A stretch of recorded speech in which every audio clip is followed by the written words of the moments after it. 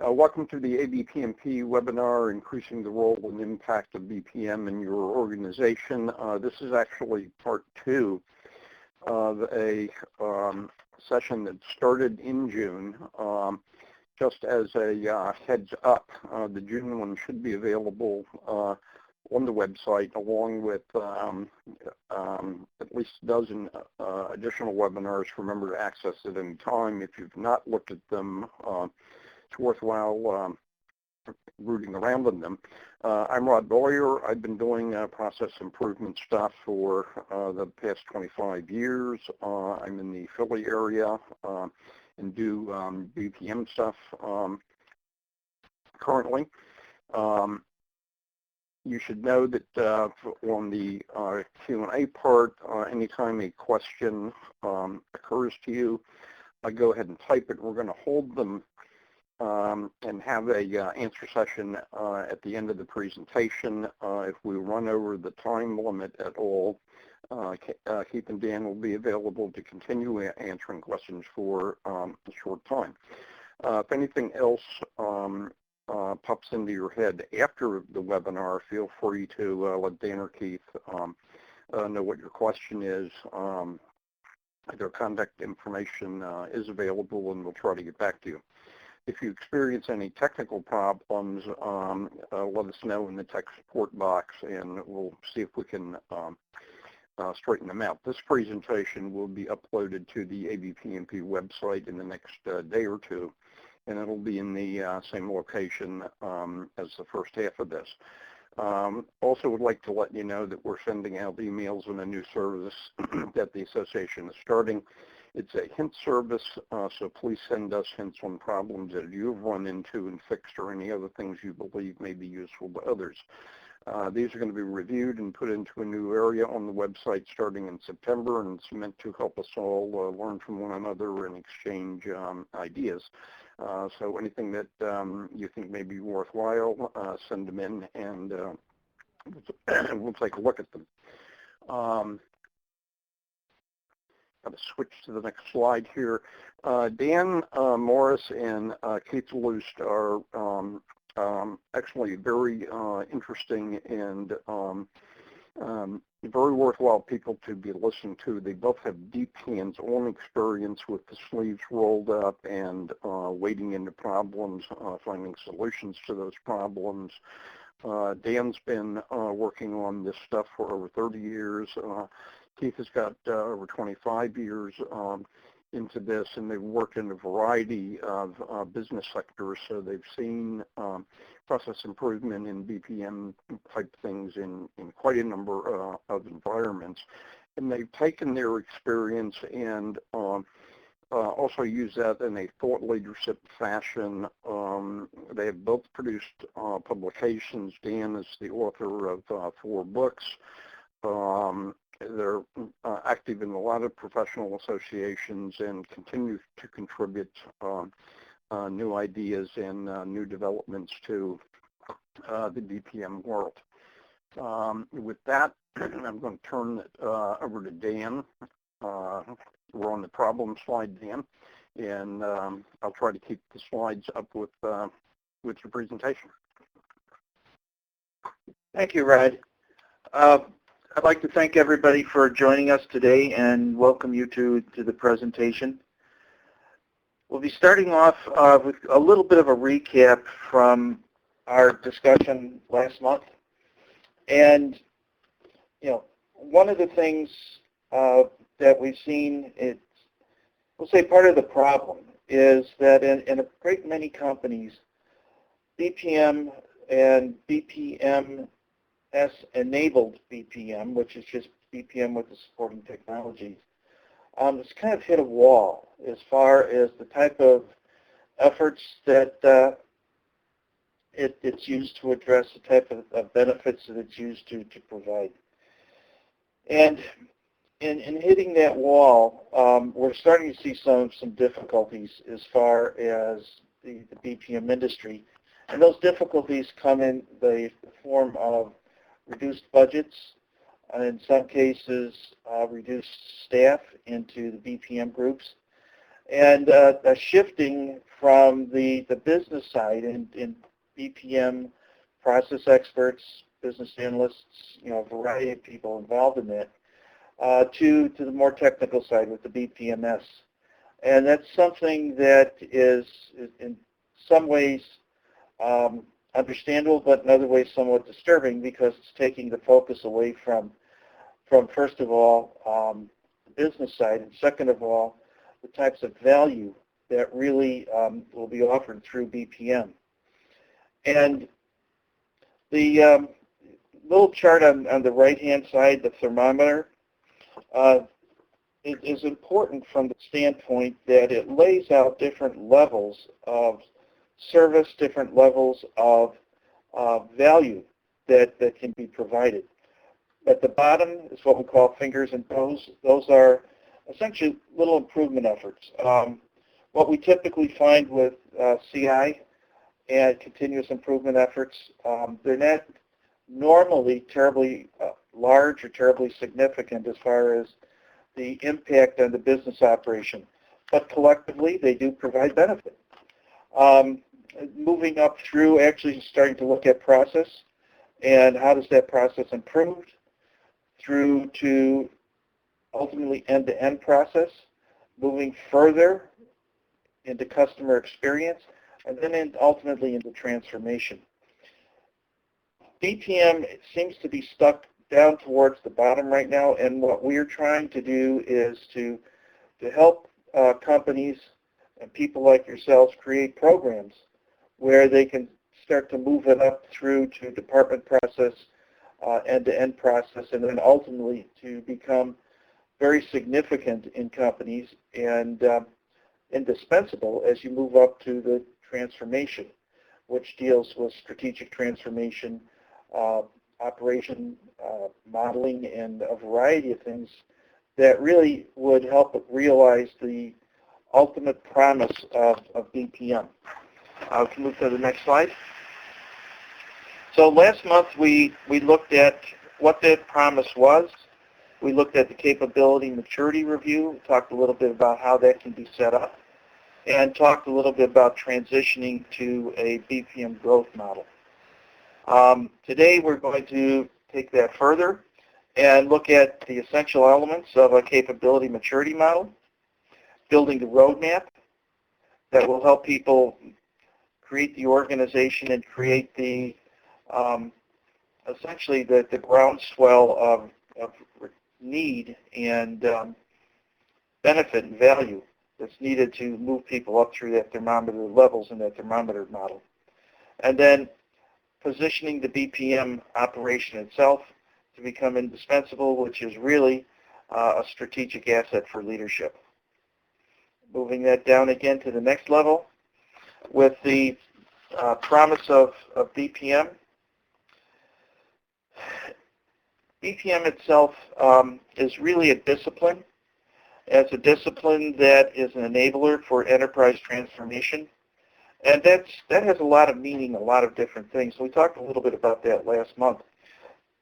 But to summarize that, it's a way, companies to a large degree have been focused on cutting costs, sometimes ultimately to their detriment. There's been a lot of white space activity introduced, a lot of manual activity still around. And companies are starting to now, we find, look at how do we move from a cost reduction model with a sole focus on cost reduction to a revenue generation model, still doing some cost reduction, but looking at the growth in our industry, or whatever company that is, in their industry, and how do they become more competitive? How can they then grow? Enabling that is one of the roles and the promises of BPM. Today, BPM is very scalable. It can produce solutions that handle high volumes. It can produce solutions that help us understand what our business rules are, that help us understand how the business operates, the ebb and flow of control and decisions through that, and where we might be able to make certain changes to make the operation itself more competitive. Okay, we can move to the next page. And what we find is that, taking BPM to the next level is something that really needs to happen in order for companies to start to realizing the true potential of a significant investment. BPMS tools are not inexpensive, and the training of people and the whole movement represents a significant investment for most companies. So the question is, how can you then leverage that, and how can you take that to what we'll call the next level? And that next level we'll define as making the BPM activity itself deliver greater value, greater benefit, and move beyond the delivery of requirements. Certainly you want to deliver requirements, but we want to move beyond that to a value proposition, because in the delivery of that value proposition is where the real benefit, the real worth, ultimately of BPM as a discipline and as a group within a company, it's really where they live, is ultimately providing that value to the company. We want to make it move from small improvements to a real role in the company from a strategic standpoint, from a transformation standpoint, and to support any level of change very quickly in that organization and tie everything together. And we'll talk a little bit later about orchestration, and that tying everything together is really what we're looking at when we're talking about orchestration. And then how can we leverage the BPM models and the things that we put in place to create strategic advantage, to create competitive advantage? And how can we then ultimately use change itself as a competitive advantage in the company, allowing it to move quickly into new opportunities, allowing it to move quickly to respond to legislative mandate, which every industry today has to deal with. And so how do we control that? How do we then leverage that to make it ultimately an advantage for our company to react? Now, to do this, we believe that organizations really need to move through a progression. And at the start of that progression, we can first of all say that we really need to understand within the BPM organization how we want it to evolve. What are the constraints that we have today? Where are we at? What are our capabilities? What are our constraints? What are the things that we can see coming down the line as far as what the company is going to demand from that group? Then the next stage in that evolution is moving it up to a status analysis, recognizing at any given point in time where you're at in your journey and where do you want to be relative to where you're at. Are you on target in that journey, or are you ahead or behind? That becomes important in putting together ultimately the roadmap, changing that roadmap, adjusting that roadmap to new technologies, new concepts, new needs in the industry that you're in. Moving along, where do you need to be to focus BPM for operational enhancement? How do you really need to do that? What are the new capabilities that you may need? What are the new skills? What are the new capability and skill levels, competency levels that you may need? And then ultimately leveraging all of that to create a roadmap that will help you evolve to the type of services that we're talking about. Services that leverage certainly the technology side. Don't replace that. Don't replace technology methodologies, technology views, technology approaches, but rather work with them, leverage them, just as you would leverage business architecture, enterprise architecture, and a variety of things that we'll talk about in just a minute. Next slide, please. So, moving forward, from the last time, we've now talked about what we'll call the foundation. Doing the things that we talked about last month, you will, first of all, understand the strengths and weaknesses of the BPM operation or activity in your company. Understand whether there's one group, there's multiple groups, whether there's one BPMS tool, whether there's multiple tools, which of the tools you might be able to use. How is that all structured? How is that all organized? Who's doing what? What can you leverage? Then understand what senior management thinks is important. I would submit that oftentimes we lose sight of importance from the standpoint that we will do a project and we'll focus on the requirements of that project, not really understanding how the business operation truly works, the true problems of that business operations as opposed to symptoms, and then the way that that business operation can get the maximum benefit from change. So how can we then maximize the amount of value that we can deliver? And that's often perceptional in most companies. And so that then relies on discussions with senior management as to what's important, what can provide the greatest value to them, both tactically and strategically.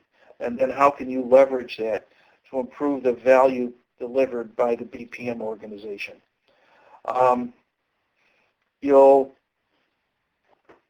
Doing all of that and understanding that level of benefit will put you at the threshold of what we're starting to term as becoming relevant. And becoming relevant is really synonymous with becoming indispensable in your company. When an organization has to struggle for budget, when it has to struggle for staffing and recognition, it's really not indispensable in that organization. So how do we move from where we are right now and to something that is recognized in a company as being indispensable to not only that company's operation, but that company's growth? And then knowing the gap between where you are today and where you need to be in order to start to move through that path to becoming indispensable in that company's operation. Okay, we can move to the next slide, please. Now, we'll leverage our thermometer here again, and the real question, and I keep talking about value, I keep talking about benefit. That's really the key difference that we're trying to impart to everybody who's on this call. When you are dealing down at the fingers and toes and at the smaller types of process improvements, you are certainly, hopefully, delivering some benefit. But it's not, we're finding now, it's not a benefit that people can't afford to live without. So while you're providing benefit and while continuous improvement is providing benefit, the question is, at what point are you providing enough benefit to make that benefit recognized as being significant and important? And how do you then move through that? So the issue is not just looking at accepting projects. The issue is not just simply trying to provide some benefit. The issue is positioning the organization, the BPM organization, to deal with those bigger issues, those bigger problems, frankly, the ones that are more fun, are more challenging, and will, by doing that, increase the standing of the organization and the company. Now, to do that, it's going to require quite a few different things. Starting small, certainly, especially if you're introducing new technology. You need to pilot it, you need to train people, you need to go through a trial period. But once you have that foundation in place, now how do you then start to sell BPM and BPMS supported BPM in the company? How do you then move through that marketing program internally, marketing the BPM group to the different constituents in the company, and pulling that all together to start to build that groundswell of essentially need and value. We can move to the next slide, please. This is my flower slide. The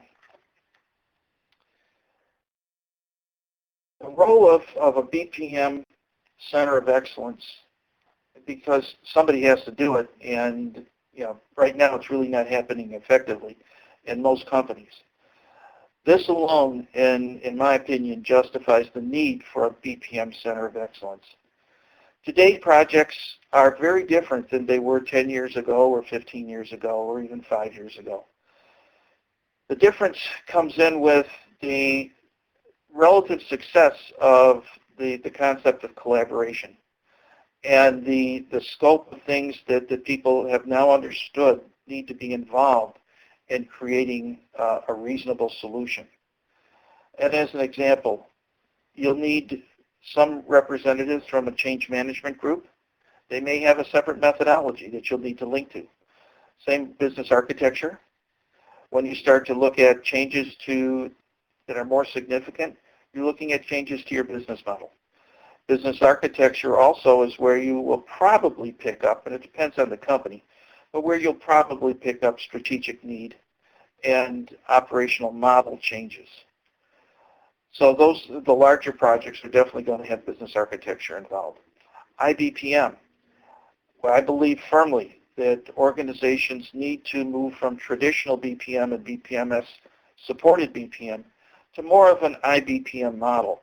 And the I stands for intelligence, and that really is based on simulation and advanced metrics, advanced, okay, having a word problem here, but analytics. At that point, how do you leverage those? How do you include things even like Six Sigma modeling so that you build in performance monitoring into the actual solution itself? How do you leverage simulation to cut the time that's needed for iteration, which is a big problem. It's a problem in BPM, BPMS, and in Agile. How do you control that iteration? How do you then redirect it? IBPM provides you the answer to that, and we can get into that actually in another webinar, but that's become a big part of solutioning today. Your PMO, your BPM Center of Excellence, where all your standards lie, and that type of thing. Then IT, coming down to BPMS, which is typically a separate group within the IT operation. And then Lean Six Sigma and different types of performance measurement groups or methodologies that need to be dealt with. Dealing with those, at the center of the flower is the word orchestration. Keeping all of those things in line, knowing what the tools are, what the methods are, how you need to interact with all those methods, how you then need to bring in the appropriate skills, the appropriate methods at the right point in time, move them out, and then orchestrate between moving different groups, different skills, different people onto the project, out of the project, back onto the project, and making sure that there's continuity as things move in and out. That's all part of orchestration. Next slide, Rod. So understanding all of that, we now have to say, how do we create this, we'll call it this roadmap to becoming indispensable. On the left-hand side, we see strategy, which deals at the corporate level and the business unit level.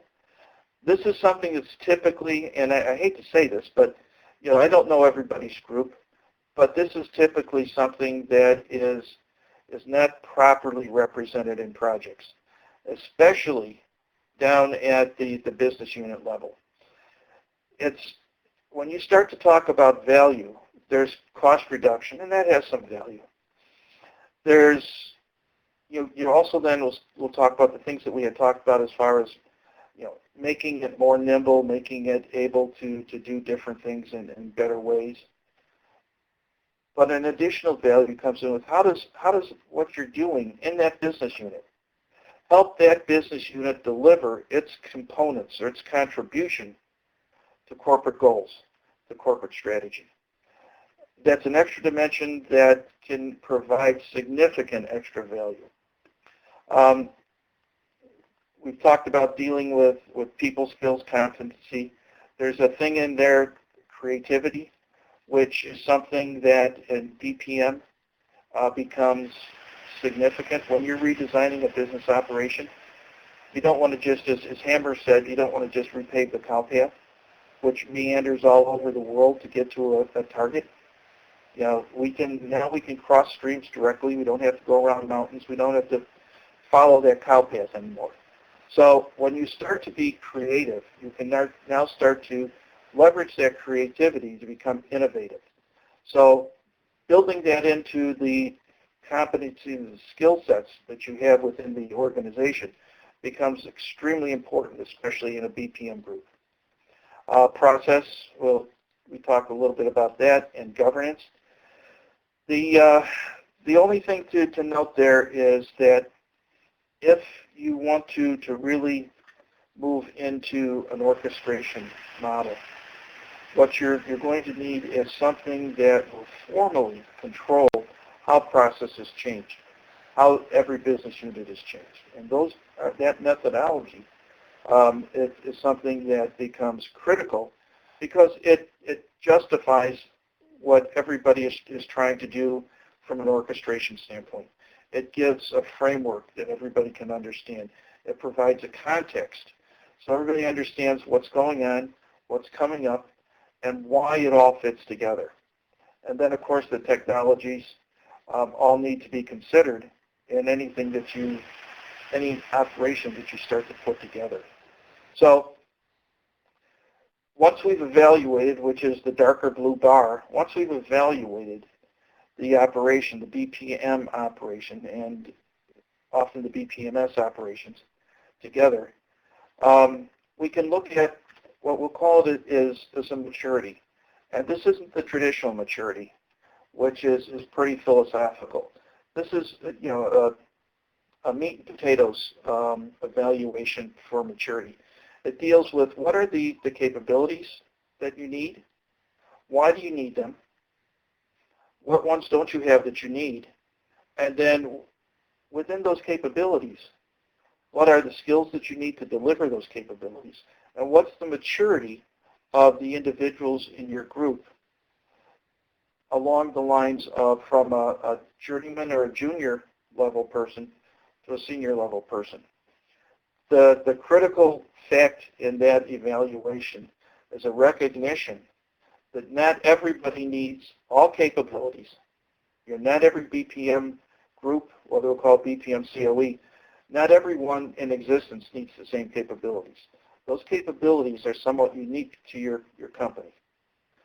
The second thing is the skills within those capabilities will vary by the things that you're trying to do within the company. And from a competency standpoint, you don't need everybody to be a senior level. So how do you essentially, how do you evaluate the types of skills that you need, the types of competencies that you need, and put together a program where people can develop new competencies, new skills, and then new levels of capability within those competencies. Leveraging that, we now come across to looking at the evolution strategy. We now have a foundation, so how do we leverage that strategy to hit our goal? And on the right-hand side, you'll see the things that at a high level are needed to start to build that strategy out, which deals with understanding of the foundation, where you're at, what you need to build out, formal definition, and this is important, of what level of benefit becomes valuable to the company. In some organizations, it could be $10,000. Other organizations, it could be, don't talk to us about anything under $1 million. It just depends. But those thresholds need to be identified so that people understand what they need to do and the types of mix-up projects that you need to put together in order to start to move through that maturity so that you can ultimately become an indispensable force in the company. Now, you'll need to then put together the role that you want to play and get that approved, and then put together your strategy, which then gives you both your roadmap, the things that you need to do, and then the investment plan that you need to do that in. Now this, everybody needs to, I think, remember here that this is different. We're talking about how the BPM group evolves in the company so that over time it becomes, as it should, indispensable. And I say that because I'm pretty much known in a lot of circles as being a BPM evangelist. So you have to, that's kind of a disclosure. You have to keep that in mind. I really believe in all of this, and I've seen it work in company after company. So I'm now really kind of an evangelist in promoting this. But that's separate from what are the projects, how are we going to manage those projects, what do we do with those projects? Okay, so you need to have both. This is a side, and the reason that we're talking about this is a side of BPM and BPM Center of Excellence, or BPM groups, whatever one wants to call them. That's typically not there. And because it's typically not there, we find that stagnation has occurred that we talked about. Let's move to the next slide, please. So who's going to be responsible for what? Ultimately, you have all these skills, you have all these disciplines, you have all these methodologies, and everybody thinks that theirs is the only thing that can be of use to anybody. And if you want to find that out, just ask the Agile guys. Agile is the end all to everybody. I say that, I pick on Agile because Agile is something that I believe in. I think that it's great, but I also think that it's misunderstood in a lot of organizations and misapplied in a lot of organizations. But having said that, it's something that is very valuable when done the right way. But that doesn't stop me from picking at it. So right now, pulling all this together, in typical projects, this is a real project management nightmare. Because how do you orchestrate this? How do you pull it together? And we find there's two parts of project management. There's how do you manage a project? And then there's the other side that says, what do I execute? What do I need to do in order to execute this project? Actually, what are the tasks? What are the things that I have to deliver? Very different than project management. In what we have right now is at the execution level, I'm herding rabbits. I've got all these different things together, and we have to pull them together. And that really is where I look at the orchestration and the benefit of that orchestration. And one of the true advantages and opportunities that a BPM group has in front of it. And I would encourage everybody to take the steps necessary to start to reach out and create that type of an organization, that type of a group, where you're orchestrating the work from other organizations. Okay, move down to the next slide, please.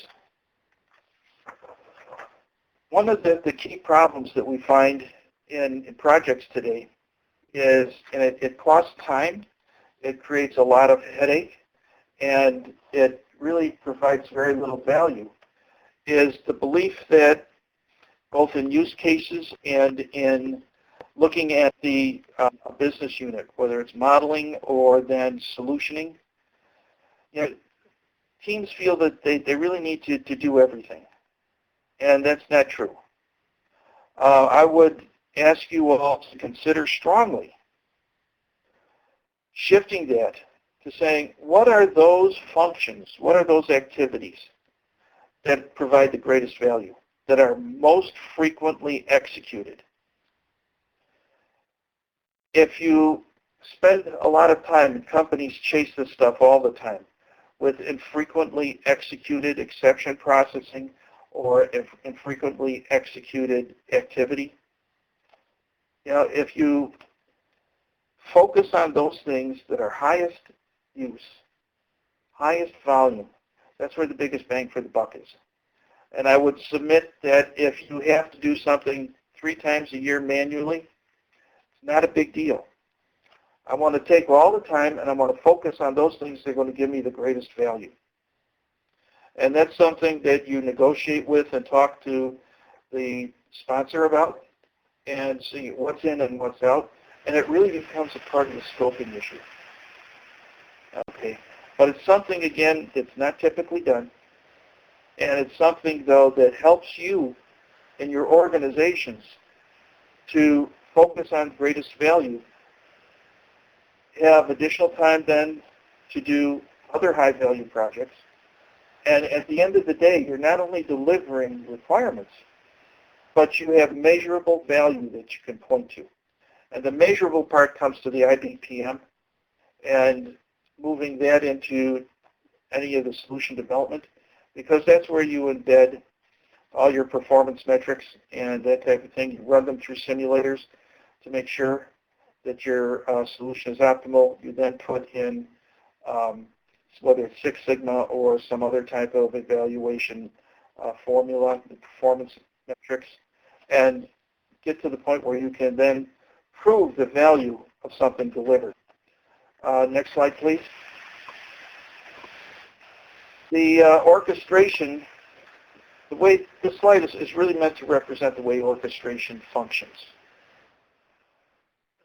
The thing that's going to be done is business transformation. Well, who do you need to be involved in business transformation? We've limited the group to these same groups here that are on the flower model, but this isn't necessarily all of them. You may have legal involved. You may have finance involved. You may have different groups involved that you now have to control through your solution orchestration group. And that's, in our opinion, it should be in the BPM group, the BPM Center of Excellence. And that then ultimately is how you bring it all together to create your solution, your BPMS environment. Now, I'd like to mention one thing before we go on to the next slide here, and that's it really doesn't matter whether your BPM Center of Excellence is in some business unit, reporting to a chief operating officer, or whether it's in IT, reporting up through IT ultimately to the CIO, or some other place in the organization. The location is secondary. What's important is the focus. BPM is first about business, and secondly about anything else. The BPM and the business process and transformation is enabled by BPMS tools. It is supported by different types of application systems and other things, web services and different things. But the key is that it focuses on the business, which means it focuses not only on the business operation, but the customer experience. Wherever the BPM group resides, that has to be its focus. If that is its focus, you now have the ability to start to move through the type of situation, type of models we were talking about. Now, in looking at, and this is something that we've used, is it all-encompassing? We think it is. But there may be situations and things in your environment that you'd want to change. We look at, we help companies with what we call a health check, and this is something that you can do once you understand it. But the health check creates a vision of the future, understands the commitments to that, understands what the leadership would need to do. It evaluates buy-in. It's reality-based planning. And you could read those things. I don't have to read them to you. Those things are evaluated or need to be evaluated within a context. And that context then is the diagnostics. They're mapped to, what are the capabilities that I need to deliver, we'll say, a clear vision of the future. What are, within those capabilities, what are the skills? And then within each skill, what are the levels that we want? Now, when you do that, you can now pigeonhole everything, and you can have a deep analysis of exactly what capabilities you have, why you have those capabilities, and what capabilities and training and that type of thing you need to invest in ultimately to get you to your target or your future design where you want to be. Next slide. Now, the maturity evaluation really is when you have that matrix that I talked about, when you built that matrix, first of all, you have the group, which is like a vision, then the capabilities that you need for that, then within each of the capabilities, the skills, and then with each skill, you have the level of competency. When you have that all laid out, you're now in a position to really evaluate where you are. And that evaluation then can be rated. We have a rating system that we use that's from 1 to, I believe, 8, with 1 being nothing and 8 being, great. So where do you rate in between that? We find that most organizations rate someplace between 0 and 4. And the reason is there are a lot of things that people just don't consider. Everybody is focused, on essentially, they're focused on heads down operational work. I've got projects I have to do. And that's why we believe this is so important, because this whole area is something that's typically not considered, as people are totally absorbed into different projects. And as long as you're totally absorbed into a project, the group as itself is never going to mature. The group itself is never going to be able to take on bigger projects because it's fully absorbed in the nuts and bolts.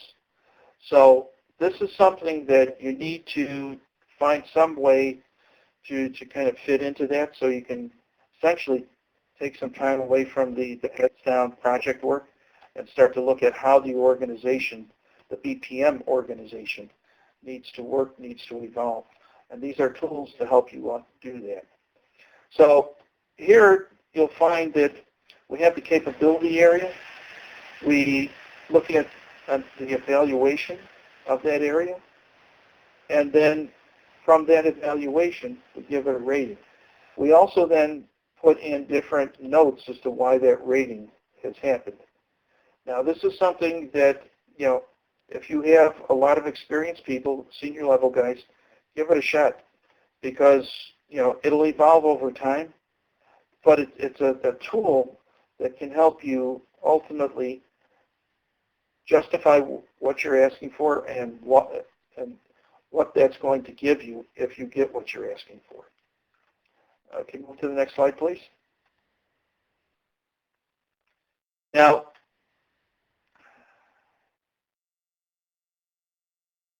Rod, I'm on BPM Vision. Is that where you're at? Yes. Okay, thank you. When you understand where you're at, the next thing that you have to do in order to put together a plan to where you want to be is figure out what your vision is. And your vision then becomes the foundation of your strategy. And I would submit that if we were all in a room and I asked for a show of hands on how many different BPM groups have a formal, written vision of where they're going as an organization and what that's going to take, there'd be very few people who could honestly raise their hands. And again, that's not a negative. It's because BPM groups are focused on getting projects done. And they're not focused on how do they mature the organization and improve the value of that organization to the company. So again, this is not negative. It's a side of the operation that we believe needs to happen, but is not happening in that many places yet. So ultimately we have 10 categories that we have put together. That could be 9 in your company, it could be 15. That's whatever is appropriate. But what are the components of your vision? So we put together, we use a bunch of questions that we put together to ask you, for information that will ultimately lead us to identifying what that vision is. But you can do that. Give it a try. Put together some questions. questions that will help you say, where are we going? Where do we want to go? Why do we want to do that? What's that going to give us? Where are the impediments? What are the things that we have to overcome? Who are the people who will be friendly to us, and who are the people that we may want to avoid until later? And all of those types of things. The definition there of value. What are the benefit limits that define that value? Where's the strategy of the company? So how can you then support that strategy? So there are a lot of things that fold into that. But in putting that together, you can start to get an initial understanding of where you want to be at a given point in time. And then how do you want to evolve beyond that? Now, when you do that, you now are ready. Move to the next slide, please. You're now ready to create your roadmap. You know where you're at, you know where you want to be, and when you want to be there. So you can now start to say, what do I need to do in order to make those steps? What are the skills that I need? What are the capabilities? How do I need to evolve the organization? Who do I need to get involved in that? What do I need from a sponsorship standpoint? And what are the types of projects, and how am I going to get those projects? So you can start to deal with those issues that will allow you to increase the visibility in the organization of the BPM group, and increase it's all about increasing its benefit and value to the company. And you can then move that into phases that will ultimately drive your costing model, and which is really the investment model. Who am I going to train? When am I going to train that? Do I need additional tools? As an example, if I have an older BPMS that doesn't have simulation capabilities, you may need to buy a simulator. The simulation tools are really inexpensive. We're talking somewhere maybe $5,000 a seat for some of them that are pretty good. Ultimately, I would predict that all of the major BPM vendors will have simulation capabilities as well as advanced analytics. Today, that happens with Appian, which is one of the best, according to Gartner. It also happens with the IBM BPM tool. It's a little harder to use, but still good. And it also is there with Pega, which is one of the biggest in the marketplace. So those are kind of the leaders, and where the leaders go, everybody else will ultimately follow. So I would predict that a lot more organization, not more BPMS vendors will start to move into the IBPM marketplace and start to offer these types of things. But if you don't have that today, the bottom line there is if you don't have it, you're going to have to figure out what investments are needed to get it in, work with IT to see how that can work, and then what do you need to do to make that happen. That becomes your roadmap. I can move to the next slide. And this really is a roadmap. It shows some sequencing, what the projects, because as you start to look at the things that you need to do to evolve the BPM organization itself, those become individual projects because you don't want them just to kind of be approached in an unstructured way. You want them to be something that if it's important enough to consider as something you need to do, then it becomes an internal project within the BPM or BPMS-enabled group, just depending on how you're organized. So you can look at the projects, look at what's needed for those internal projects within the group, look at the costing of those projects, look at what their benefit they're going to deliver for the group. Use that to sell into sponsorship from the appropriate manager, whether that's the CIO, the COO, the head of the BPM, COE, whatever that happens to be. But justify that investment and now start to put it together and move forward. And this should align with the increase in visibility and increase in the value delivered by the BPMS group or BPM group. So inherent in here, you'll put in milestones so that at certain points in time, management could have expectations of certain levels of service. At the next slide, please. There's just a couple things here as takeaways. This is really the last slide. As takeaways, the first thing is, if it can't be measured, it doesn't exist. Putting or embedding performance measurement and then performance management within the new designs becomes critical. Using things like simulation to prove that the design is optimal, and then using the embedded performance measurement metrics is necessary. We tell people that you should start doing this actually with the as-is, a current state model. Put in the information that you'll need to simulate its operation, and that'll give you a baseline. It'll also be a way that the people that you're going to be dealing with will start to pull together the information that you're going to ultimately need in that simulation, and that they'll ultimately be judged upon. Putting that information together is something that will start real sloppy, but over time it'll evolve as you start to look at it and start to manage it better. It'll evolve to higher and higher quality.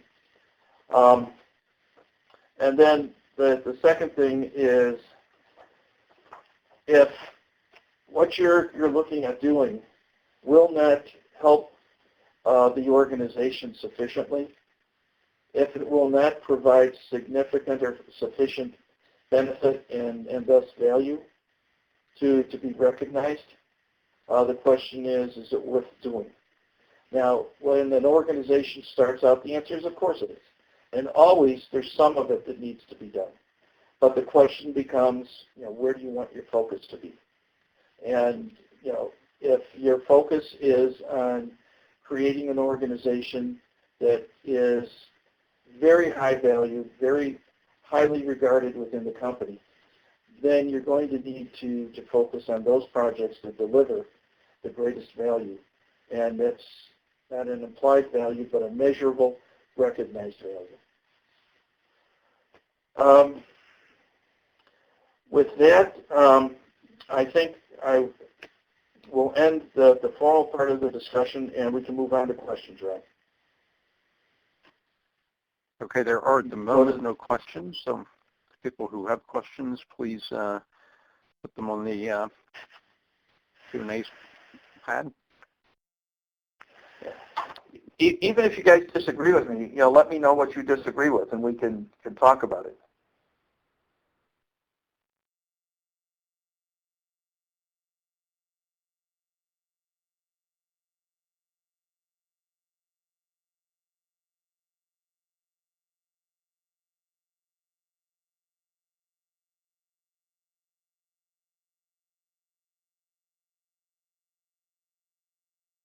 Well, I'm not hearing anything from... I do have some questions that I think we can answer. One is whether some folks have asked if they can get a soft copy of today's presentation for reference. And is it possible to have these presentation slides? You want to answer that, Dan? Sure. The presentation itself will be put out on the ABPMP website. Rod, do you have the last thank you slide up? Hold on. I have to minimize the Q&A window to check.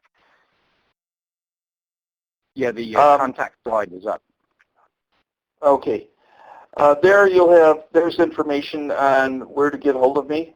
And if you send me a note, I'll be happy to send you the slides so you have a copy of them. Other than that, though, the entire presentation will be up on the ABPMP website. But that is for ABPMP members.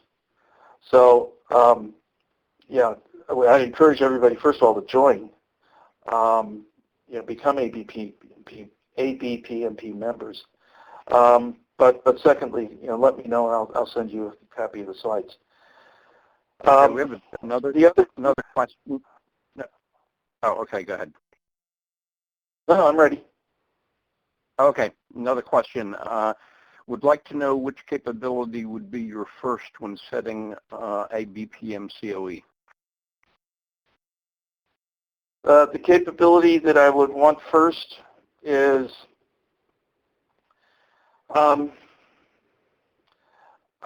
first of all, I think there are different capabilities that apply to different roles.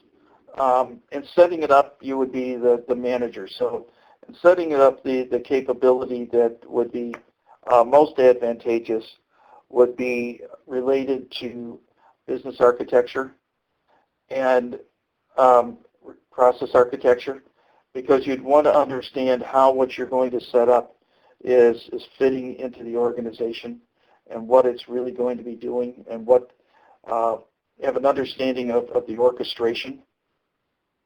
So it's really a capability that would be centered around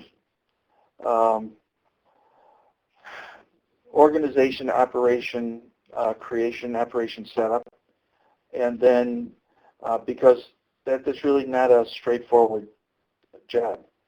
Within that, though, you would need capabilities that deal with modeling. You need capabilities that deal with business analysis. You need capabilities that deal with finding and understanding business rules.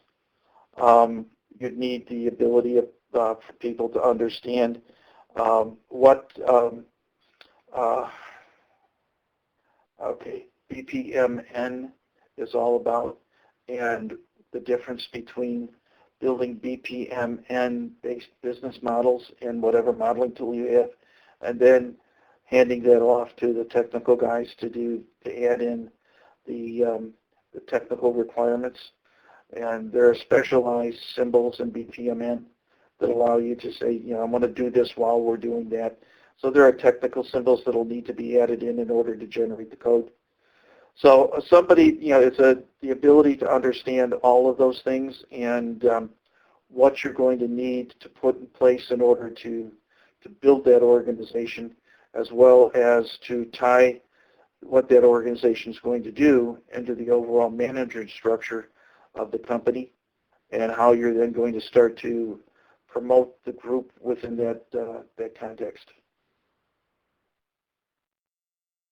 Okay, I have another question for you, which is an interesting one. One of the biggest problems is the organization culture, the beliefs, the real motivations of senior management staff. After all, we were dealing with people, not machines. In your field experience, how do you deal in USA, France, India, Senegal, or other examples of the cultures that occur?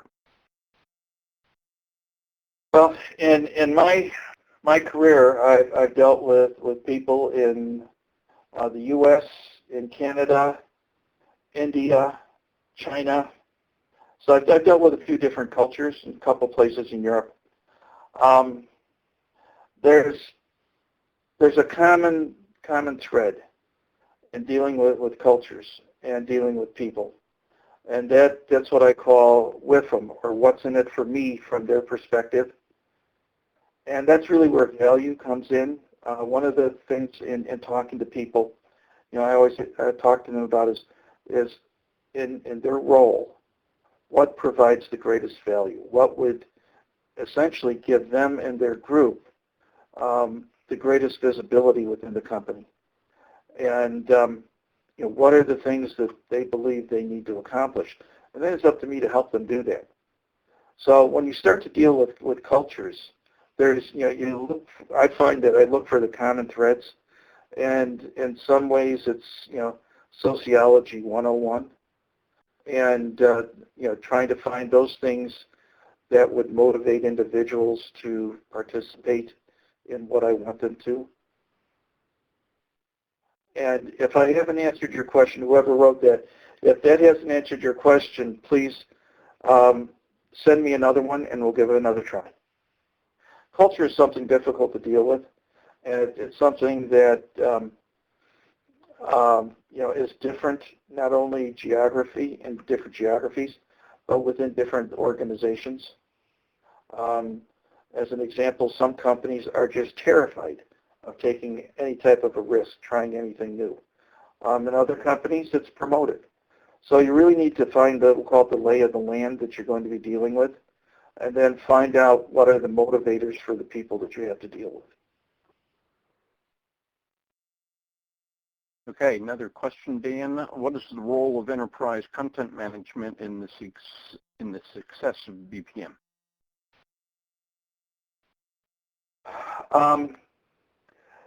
It actually can be very significant. I think that significance is something that is relatively, unfortunately, but relatively new. The data, the rules, the different things that people would consider to be, at least I consider to be part of content and content management, deals with everything from the forms and the information coming into the company, the retention of that thing, through, we'll call them corporate assets, corporate data assets, corporate information assets. And an information asset would be something like your rules repository, your rules library. Then, of course, data, whether it's cloud, whether it's down internal or some combination thereof, and how it's spread around. But control of that becomes an issue. And the issue with content management really is access to that information. But it's also how do you control the quality of the information that you're managing. And from a BPMS perspective or a BPM's perspective, it's looking for those sources of truth. Whether you have a single source of truth or multiple sources of truth is okay, just so you know where you could, what information you can count on and what content then has value to you and how you then need to manage it.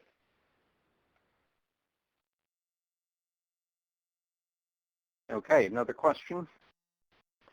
Do you think it's a good idea to start to apply BPM in a small process of the company, or do you think all the heads of the company have to be on the same page about BPM? I don't think until you have successes to show, you're going to get all the heads of the company to agree on anything. So, there's a place, you have to start. You have to start by providing some consistent successes. And, that word consistent is important because from there you can now start to take on bigger projects, and as you succeed with those, take on bigger projects.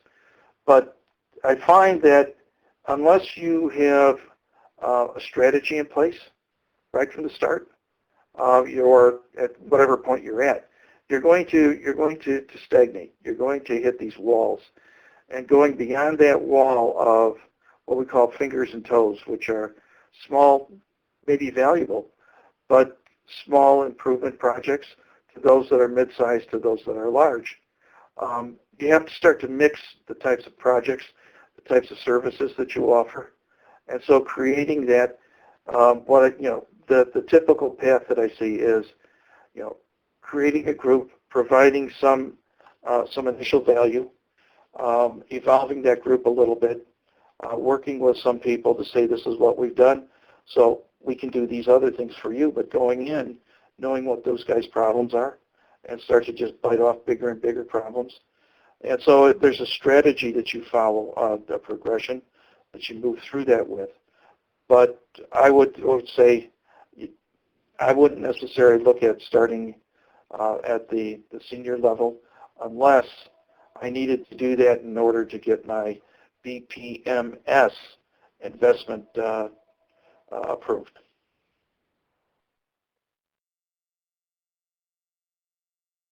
Next, Rod. I have a follow-up to the culture question. And the follow-up is, for example, public and private cultures. At the beginning, people have a BPM view very different from another, but at the end of the day, the design thinking is the same. Is the message the same?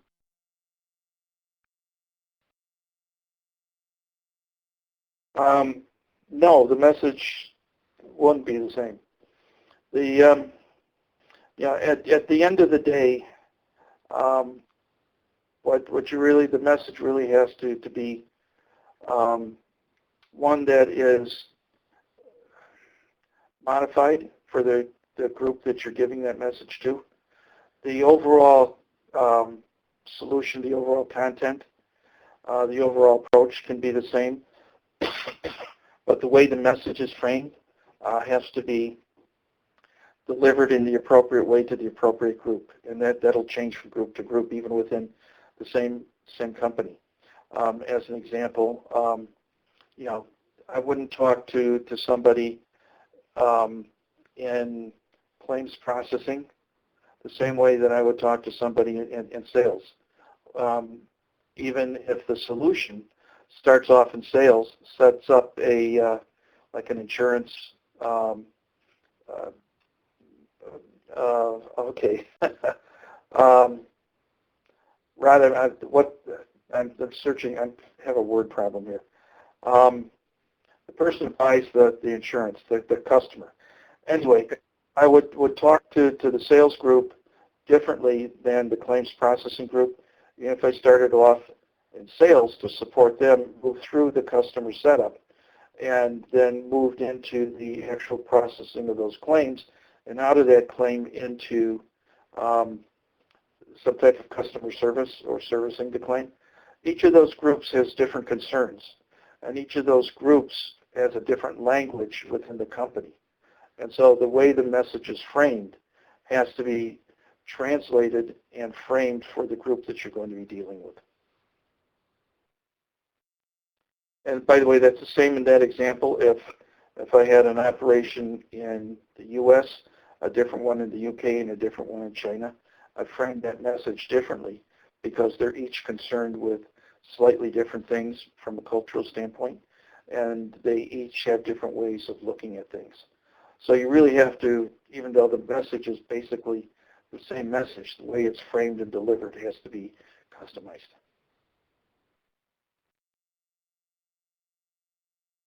Okay, another question here. Can you share some study cases around the world? I know in Europe, BMW and Siemens are good BPM transformation cases. Confidential projects, as I heard.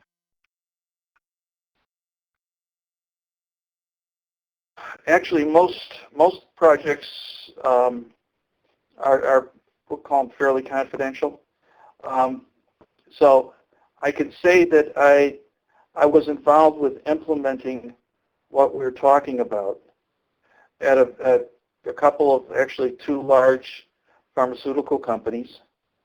I've worked with a couple of banks and a couple manufacturing companies putting this in, working with their BPM centers of excellence. I've even worked with a couple government agencies to set up these centers of excellence. I'm sorry, Rod, what were the other parts of that question? Other than where, an example of where? I think they were just looking for case studies. The person posing this is, the question is asking for names. I'm not sure if you can disclose any names or not. Yeah, the way that I would suggest you could get names, and as well as case studies, is ABPMP has a real large LinkedIn group, and it's fairly active, and there's very well maybe people willing to share. I'll be honest with you, I'm a consultant, and I'm not at liberty to give out names of clients that we deal with, but there may be people who are willing to give you case studies and who maybe will talk to you directly about what's going on with that in their organizations.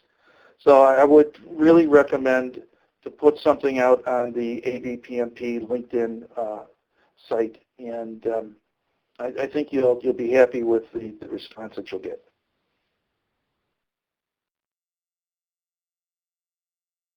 Okay, I do not have any other questions.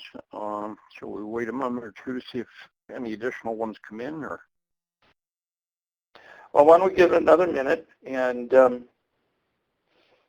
know, as we're waiting for questions, anyone who may still be on the line, if you know any questions come to mind, please send them to me. You know, as I mentioned, I'm a BPM evangelist. I believe in this stuff, and I'm happy to help answer questions or help promote BPM, BPMS wherever I can. So if there's any questions that you have on any of these topics, as well as any of the other things that we've talked about over the past year and a half, which is a wide variety of things, but happy to talk to you and at least try to answer your questions.